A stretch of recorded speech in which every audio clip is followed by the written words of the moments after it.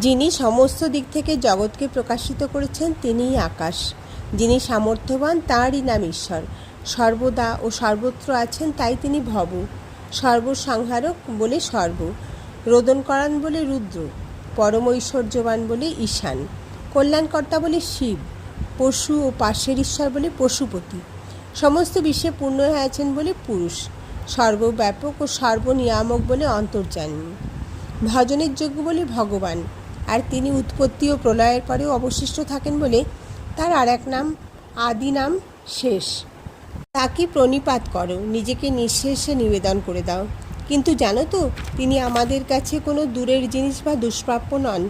তিনি আমাদের বাপ মা, পালন করেন বলে তিনি আমাদের বাপ, আর সন্তানের সুখ আর উন্নতি কামনা করেন বলে মা। স্ত্রী সঙ্গে বসে এমনি সেই অসঙ্গের আলাপ। ঘৃতকুম্ভ সমান নারী আর জলদবহ্নির সমান পুরুষ রাখবে না পাশাপাশি। কিন্তু নারী এখানে ঘৃত নয়।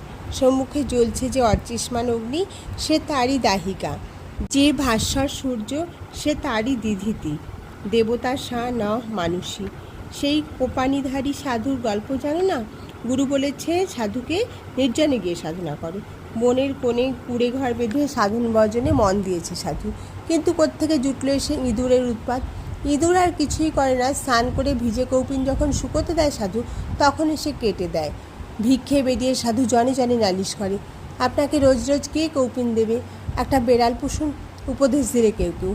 ভালো কথা, সাধু তখনই এক বেড়ালের বাচ্চা জোগাড় করলে। বেড়ালের ভয়ে পালালো ইঁদুর। কিন্তু বেড়ালের জন্য রোজ রোজ দুধ ভিক্ষে করে আনা কঠিন হয়ে উঠল। 12 মাস কে আপনাকে দুধ দেবে? একটা গরু পুষুন। বেড়ালও